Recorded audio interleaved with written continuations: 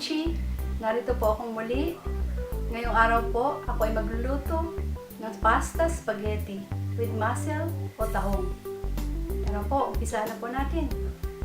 Ito po mga kailanganing ingredients. Pasta spaghetti, parsley, salt, pepper, garlic, surimi, fresh tomatoes, and mussels. Ito pong tahong ay nalinis ko na po siya. So, binabad ko po siya overnight. So, lutuin ko po muna siya. Isasabay ko na rin po itong pasta spaghetti. Tara po, umpisa na natin. Ilalagay na po natin ang ating pasta.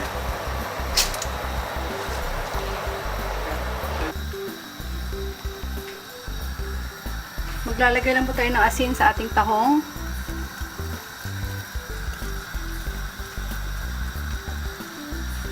Po. Halos luto na po siya.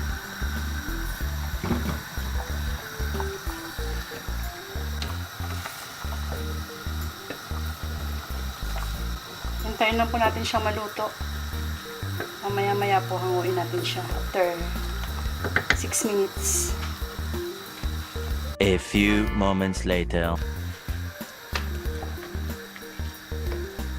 Luto na po yung ating pasta at saka yung ating tahong. So, sasalain lang po natin siya. Next step, magigisa na po tayo. Maglalagay lang po tayo ng oil.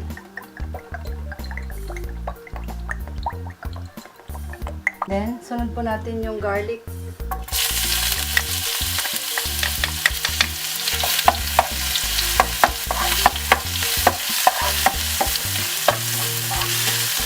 Then, sunod po natin ang ating tomato.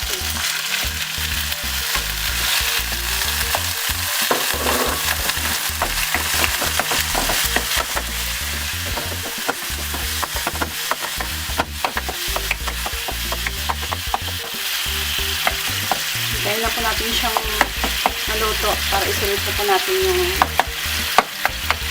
surimi. Sunod na po natin yung ating surimi.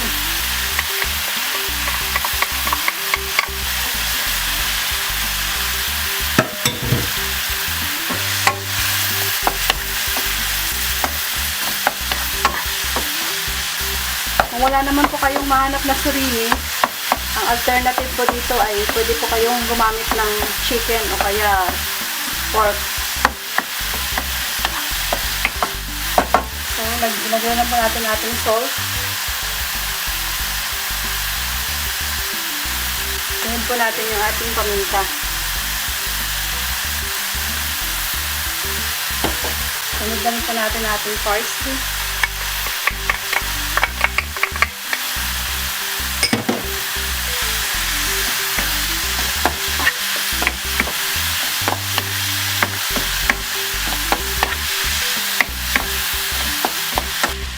Next step, maglalagay lang po ako ng sabaw ng tahong natin.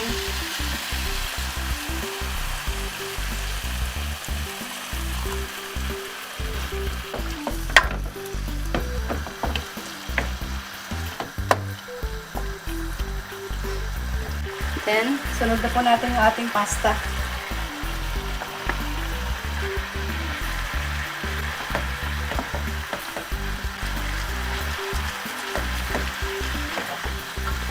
Gawin lang po natin.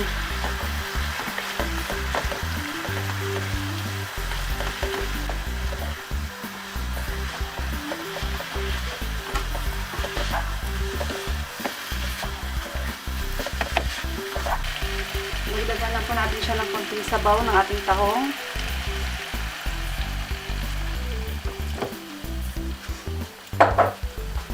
Then, isunod na po natin yung ating tahong. So, binalaran ko na po yung ibang shell natin para po less po sa space.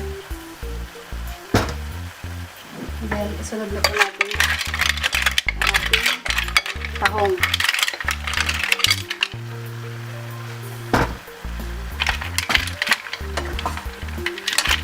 siya. Walang time.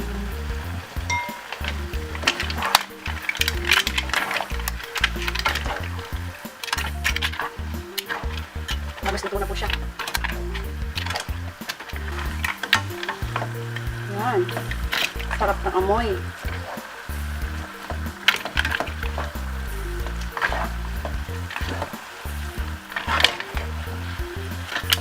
So yun, luto na po siya.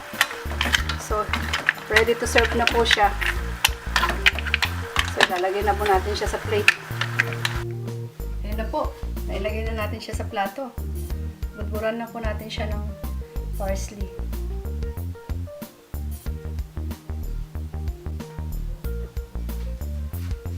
So, ito na po ang ating dish of the day. Pasta spaghetti with mussels. So, tara na po. Atin ang tikman.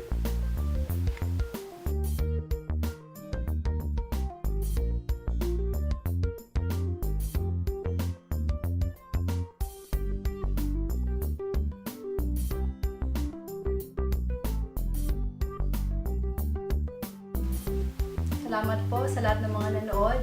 Para po sa full recipe, paki-check na lang po ang description box below. Bye and God bless!